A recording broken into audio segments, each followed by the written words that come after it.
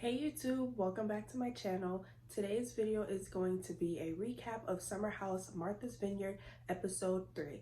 Now, I just posted the episode 2 recap not too long ago, literally probably a day or two ago. So before you get all settled into this one, make sure you check that one out, give it a thumbs up, and then report back here so we can hop all into the shenanigans, okay?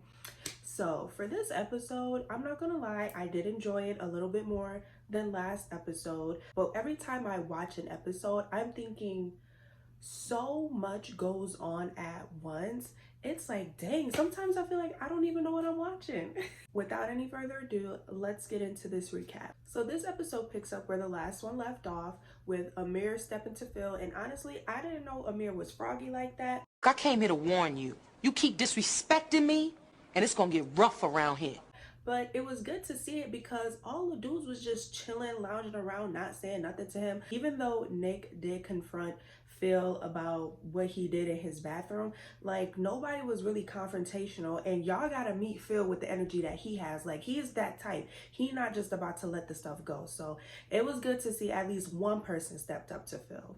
So Preston ends up leading the charge, and he's like, well, if Phil stays, then I'm gonna go. So y'all need to get him up out of here. And I'm like, Preston, I'm with you on that. Phil has to go. There is no way that Phil can remain in this house. Like, Phil has to go. And then, in the midst of all that, here comes Miss Jasmine. I love you, black man. I love you, black man. I love you, black man. And I'm just thinking to myself, girl, stop playing with us right now. Like, we really don't feel like. Girl, like, the guys were not even paying attention. Like, Alex was scratching his head. Preston was just like, what are we doing about the issue? Like, I was just like, Jasmine, just settle down. Just settle down for a second, okay?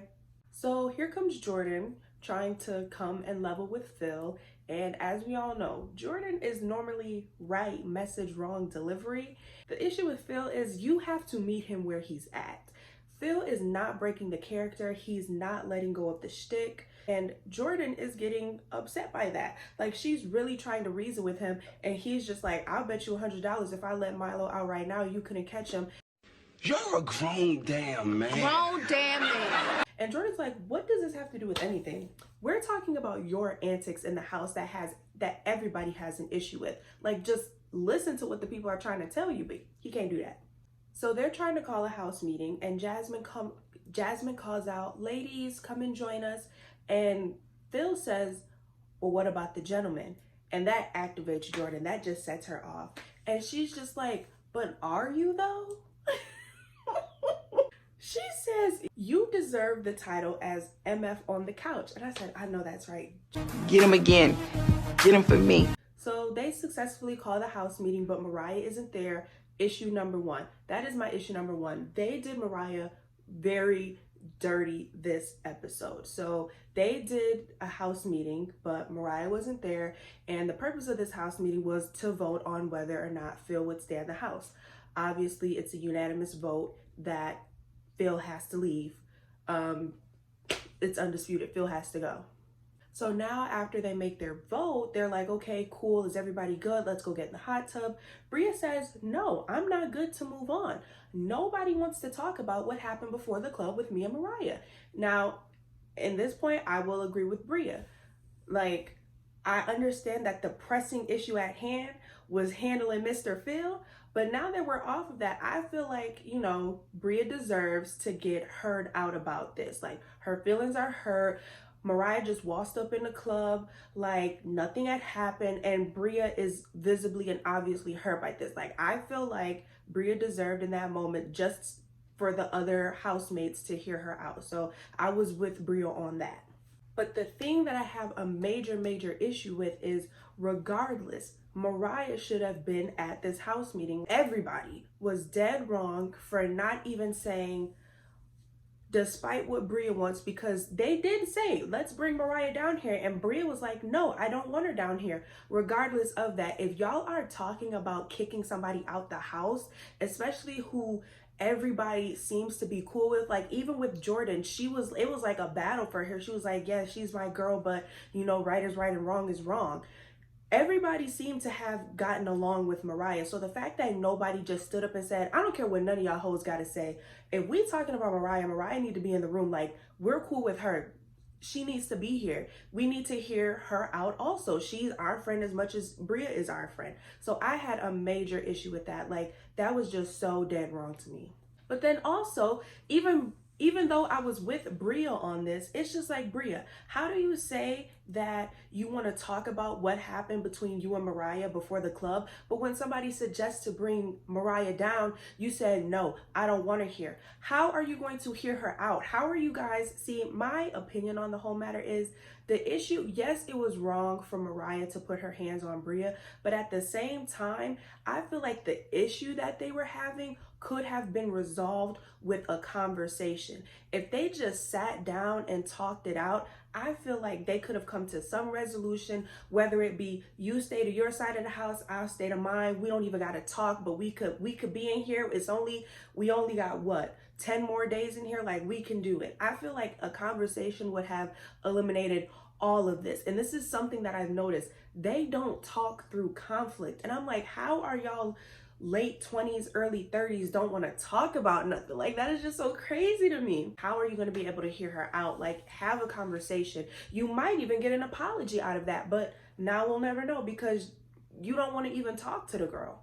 So the house votes, and it is a unanimous vote, although reluctantly. They do agree that, you know, they're sticking to the rule of nonviolence. If somebody puts their hands on somebody, then you have to go. So they are all in agreement that Mariah has to go home. So now Jasmine has to go be the one to break the news to Mariah, since they're the closest, you know, people, since that's Jasmine's closest friend. They're the closest to each other. And like I was saying, Jasmine, in that moment, since you want to talk about how Mariah's your girl, like you have Mariah's back, apparently they've been friends for 12 years. My friends of 12 years would never. I did not like that. That was just so phony. Like, I understand trying to save face. I understand trying to keep the peace. But in situations where you choose to be neutral, you are doing a disservice to both parties. And that is just completely unfair to both people. Pick a side and stick there. I wholeheartedly believe that Jasmine should have said, okay, yeah, I know y'all said y'all don't want Mariah to be here, but look, that's my good sis. I'm gonna go grab her and we can have this conversation. Mariah should have a say in the matter on whether she stays in the house or not. And that's that on that. But like I was saying in my last recap, I do not believe Jasmine is a friend to everybody. She is simply trying to save face, and in the end, it does not play out in her favor. But something quick. In the midst of all this happening, Mariah and Phil were actually in the kitchen together, and they did like a quick glimpse at the fridge. And did y'all see that? They had chicken breast stacked all on top of like bags of lettuce and produce. I'm like, y'all are so unserious.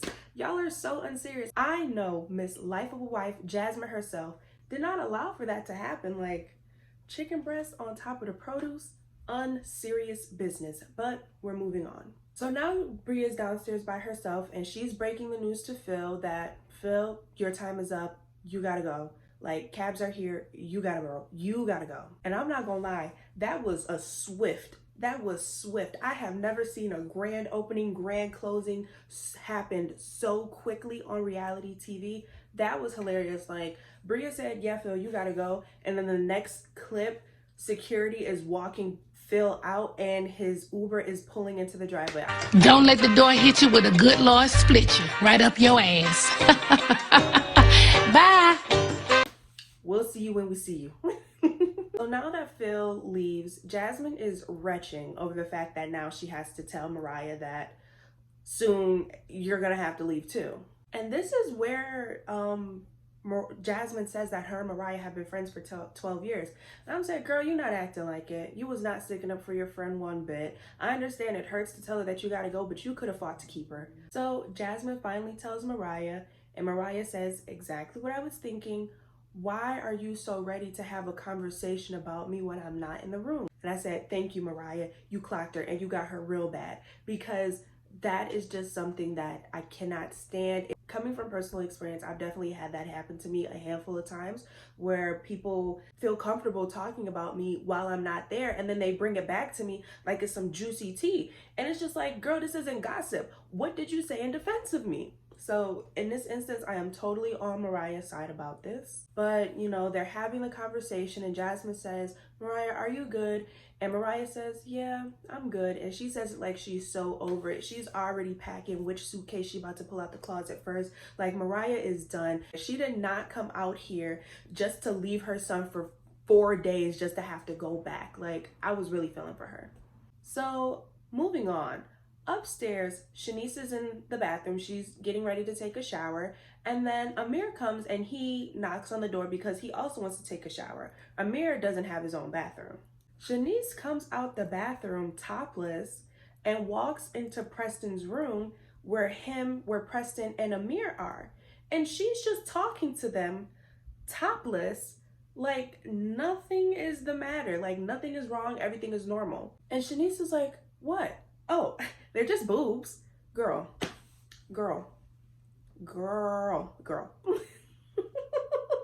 So then Amir breaks the fourth wall and he points to the camera and he's just like, you got that right. And the camera nods and the boys just start dying laughing. I giggled too because that was funny. But yeah, Shanice, girl. So now it's the next day.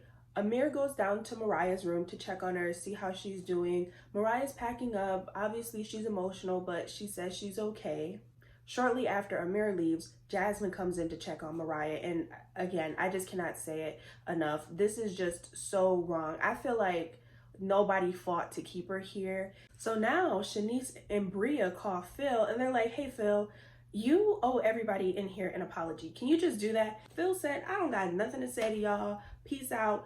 I'm gone. And then we also cut back to Mariah and she is just so sad. She said she's mourning her friendships. And I said, you know, Mariah, I feel you because again, like I said, I would have to look at everybody differently, including Jasmine. Like, I wouldn't even be sad. Like, I would be so tight, y'all. I'd be so tight. Like, my friend of 12 years didn't stand up for me to somebody who literally a day ago she could not stand. Like, I would have been too through, y'all. I would have been too through.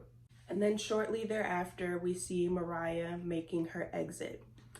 After Mariah's gone, we learn that the crew are preparing for a field day. And it's at this moment that Amir drops a bombshell. Amir admits that he's the one who mixed up Milo's stuff with the regular laundry. When I tell y'all, this had me pissed off. I was through. And then the fact that they're all sitting in the kitchen, fake shocked, and then laughing at the same time. They're fake shocked and laughing at the same time. No, that would have pissed me clean off. And it should have been in that moment where somebody hit up Mariah and was just like, girl, tell that car to turn right back around because we really got, I'm sorry, I would have beat this into the ground. And the fact that, and they're laughing about it, pretending to be shocked at this revelation instead of somebody saying, wow, like we were really so quick to vote Mariah out. Like, we didn't even give her a chance. We didn't even hear her out. Like, and then on top of that, Bria got blamed for doing it. So who even apologized to Bria? Like, this whole thing just pissed me off. I was like, y'all are some very unserious people. And if all of the antics beforehand in the previous episodes did not show me anything, this episode did, and it shows me that y'all do not care about nothing. So moving forward, any arguments that y'all have, I will be taking with a grain of salt, because you have somebody admitting that they started an altercation between two people that quite literally divided the house, could have possibly ruined a 12-year relationship, and y'all laugh. Y'all laugh. Okay, noted. Noted. Like, you didn't say anything during the fight. You opened your mouth once, and that was your only attempt. And then during the house meeting, you didn't say anything, which would have been the perfect time to say something. But again, very unserious bunch of people. Every altercation that they have moving forward, I will be judging with a grain of salt. It's just like, what are y'all mad for? Y'all don't get mad over real stuff. So what's the point? So now we get a backstory about Alex and his journey with self-healing through meditation. And he reveals to us that, you know, back in the day, he was a playboy, like he was a player, not a playboy, but he was a player, like he would manipulate people and, you know, just change the dynamics of a relationship just to get the things that he wanted out of it. And I'm thinking to myself, Alex, you did not have to tell any of us you were a player. Like, you're a Kappa. Nobody was looking at you like you're wholesome. Alex also reveals that even though Shanice like is his type on paper, he has to keep an eye out for her because she was invading of his personal space and he just really didn't like that. And also because somebody sent him an article about Shanice and it included some shocking details and information about her. And child, y'all, when we get into this,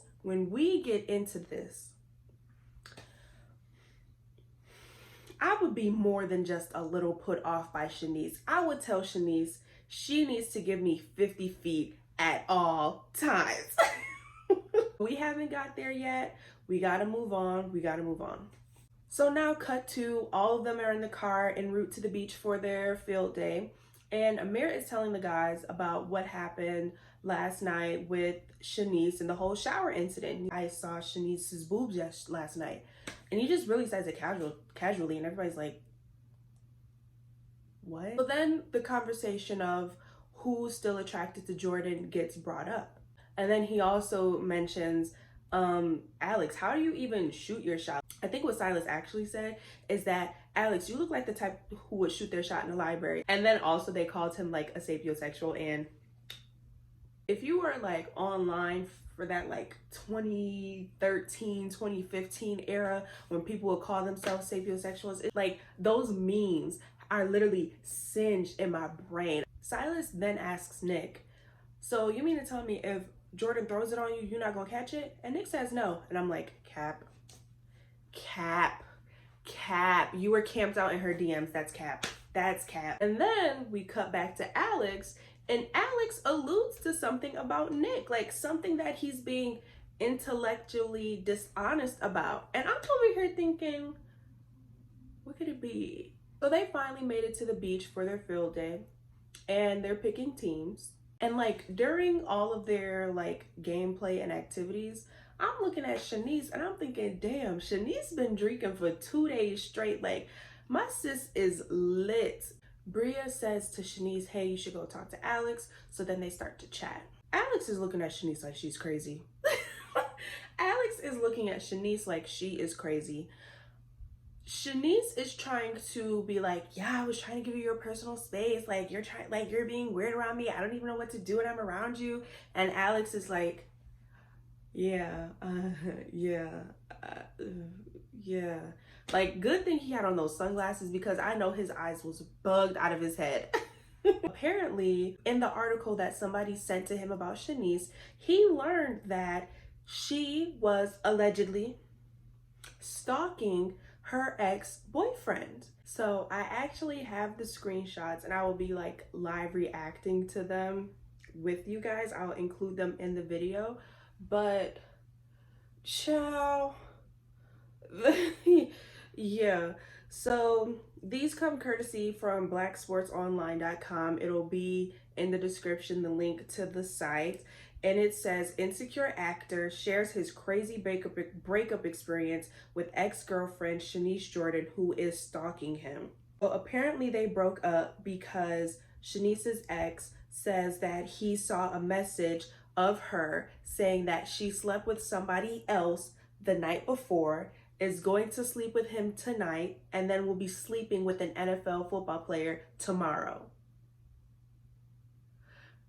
That already made my jaw drop, okay? Then he's alleging that She's sleeping outside of his home, making fake accounts in his name, like fake OnlyFans accounts in his name, sharing like explicit photos of him, was sending them to HBO, trying to expose him or get him to like be in breach of contracts, and emailing him every day, sending text messages from all types of fake numbers, calling him 50 times a day. Like, y'all, we have to get into these screenshots. These are all of her blocked numbers that you can see right here. Can I make this bigger? Yes. So these are all of her blocked numbers. And this is what his message was. I broke it off for reasons I'll keep private. Unfortunately, she hasn't taken our break well and has been harassing me to the point, and I don't know what to do. This is all alleged from him.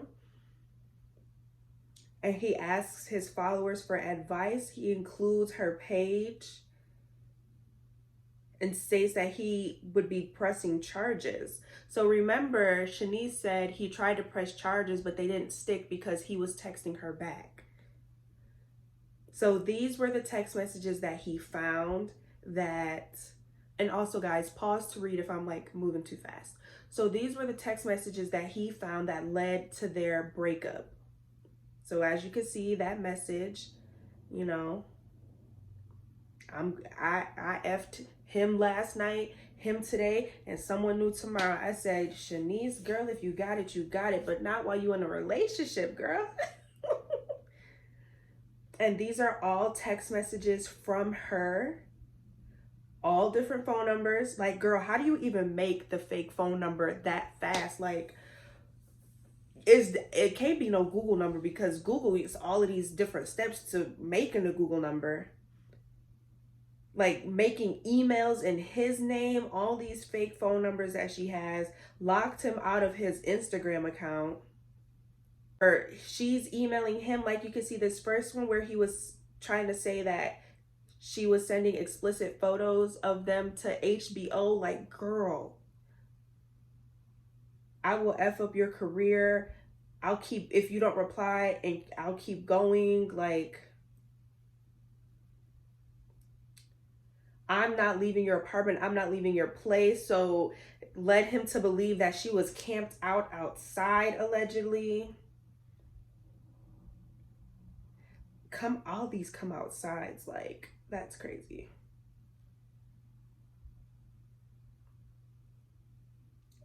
She's saying, now mind you, Shanice is the one that was cheating on him.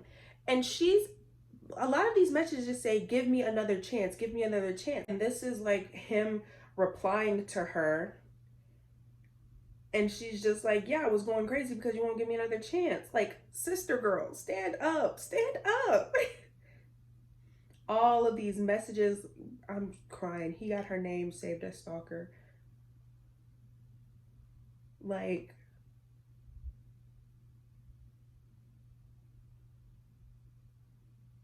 this is crazy.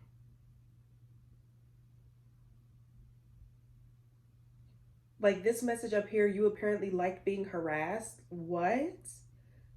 I could sell these photos on OnlyFans?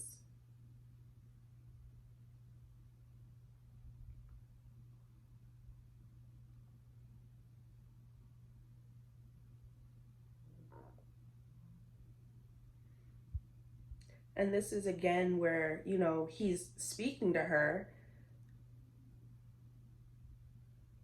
And like, she had made fake pages of him on Instagram. She made a fake OnlyFans page of him. Like, that's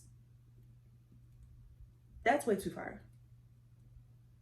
He's saying he had to stay in a hotel.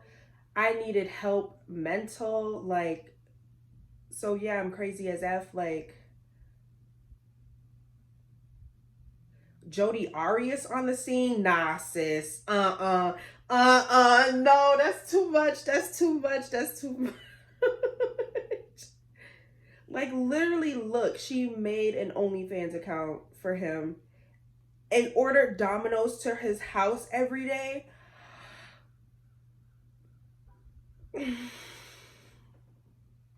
This is...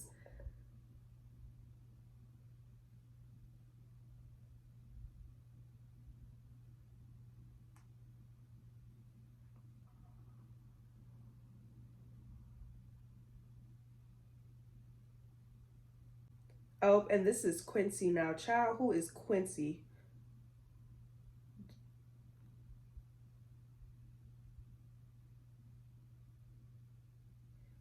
The messages between her and Quincy says, "Are you picking me up? LOL." Quincy replies, "LOL, taking you, LOL, taking you and your boyfriend, no?" She says, "You can come get me and we can F in the car." Quincy says, "I'll do that." Girl. Quincy says, "Just let me F now. I won't damage you." She says, "Yes, you will." And those are all of the screenshots, you guys. That was a lot. And like they said, her ex already tried pressing charges.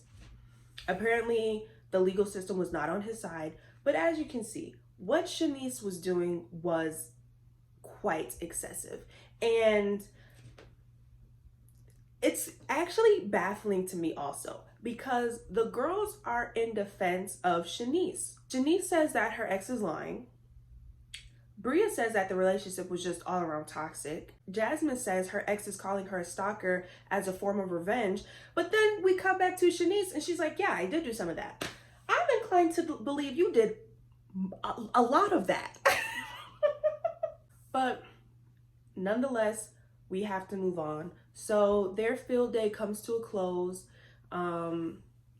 Back at home, Amir is cooking, and he asks Preston if he puts breadcrumbs on his macaroni and cheese, and Preston says no because I'm black. I just need one full episode dedicated to Preston, and then everything will be balanced out. You know what I mean? Preston is just such a light in this show. I love having him on my screen, seriously. Amir also reveals that his mom sent him to like cooking camps. So now he's a really good cook because of that. And I said, I know that's right. So now they're preparing to eat dinner. Silas, once again, is shouting throughout the house, "Baby, baby," for Jasmine. And Jasmine is literally on the sofa over there. He's just looking for a fork. And I'm just saying to myself, you can't find the forks. And also, you only can ask Jasmine where the forks are. Like, I'm sorry, I'm telling you guys, getting a newlywed couple for this show was such a mistake. It was such a mistake. They're gonna be so annoying. But yeah, so they're talking, they're having dinner, and then the conversation of like Clubby comes up. They want to say like, "Oh, what are we doing? We could go here, and then you guys can meet us there." Jasmine suggests that the guys can have like, a guys' night for themselves. And she also wants to know what would that entail. So then Amir comes back and says, "Well, what would a girls' night entail?" So jokingly, Jordan says, "Well, we won't be out until 3 or 4 o'clock in the morning, right, Silas?" And Silas couldn't say nothing. He was just sipping his wine. He was like, "I thought we were in a good place." And she's just like, "We are, but we could joke about it." And I'm saying, yeah, because part of it ain't a joke. Like, you was really out of your mind for saying that. So as the conversation continues about clubbing, Jasmine said, "Yeah, free drinks are always great." And Silas is like, nah, Jasmine gotta buy her own drinks. I was a little put off by that. Is buying somebody a drink at the club like a new engagement proposal technique? Like, what is this? Personally, I don't believe it's a big deal. My long-term relationship, married folk, down in the comments, y'all let me know if y'all go out and if somebody is buying you a drink, is that in violation of the terms and conditions of y'all marriage? Please let me know. Jasmine doesn't see a problem accepting drinks like while she's out at a bar. And Silas says, well, it's an invitation for the wrong type of guys. Like, they'll think that, they'll lean into it. They'll think it means something more than what it is. It's a drink. It's a drink. And I'm pretty sure your wife at her big married age knows how to say, "Oh, well, this is just a drink." And if they come on to her, she can say, "Okay, no, thank you," and politely decline. And that could be it. Like, I don't understand like the big hang up with this, but whatever. And then Silas confirms my suspicions from last episode when he says that he had no clue what turned Jasmine, drunk Jasmine out with her friends is like, because they were so attached to the hip those 6 months at the beginning of the relationship during the pandemic. It's like you never got to experience who Jasmine was outside of her being with you. So now that you have a different vision or a different image of who that is, you can't control that narrative. Jasmine is who she was before she met you. Yes, she can make some alterations, but she does not have to change who she is. And I stand firm by that. It's not coming off as, oh, I'm discovering these new parts of Jasmine. It's coming off as like, this is somebody who she's kept from me. And also, he's acting like he didn't know what Jasmine did for work. What did you think they was doing at the Playboy Mansions? Filing taxes? They was getting turned. Like, what do you think the Playboy Mansion is? I'm so confused by Silas. I can't tell if he's truly being naive or if he is just being insecure, and as a result of him being insecure, he's trying to control what Jasmine can and cannot do. And so because Shanice is drunk, she lets it slip that Jasmine was the two-turned girl of the crew. She also talks about how, like, the reason why they were fired from the Playboy Mansion. So apparently they had been out all night. They was drinking, living it up. They go to work the next morning off their ass. Jasmine is able to pull it together somewhat, but Shanice, gone. She is gone. Ultimately, they both end up getting fired, and that is how it is slipped to Silas that, yeah, Jasmine was the one out of all of us who was really hammering the drinks, and Silas looks shook. He was not prepared for that. She goes into like the confessional room and she's just like, marriage is bittersweet. And people do this for decades upon decades upon decades. And I'm like, yeah, sis, yeah. So you made that commitment. You know, this is the relationship you put on a pedestal. This is the relationship that you compare to Bria's relationships, to Shanice's relationships, to whoever's. This is what you wanted. So I want to, yeah. Let's see how you handle it. Let's see how the pressure cooks you. Yeah. So Silas and Jasmine go upstairs, and the rest of the crew are talking downstairs. And the conversation comes up, and someone asks Nick what his dating preference is. So, you know, Nick, he not really saying too much. Like he kind of mumbling, you know, he ain't really speaking up. And Nick reveals that he has a girlfriend back in New York.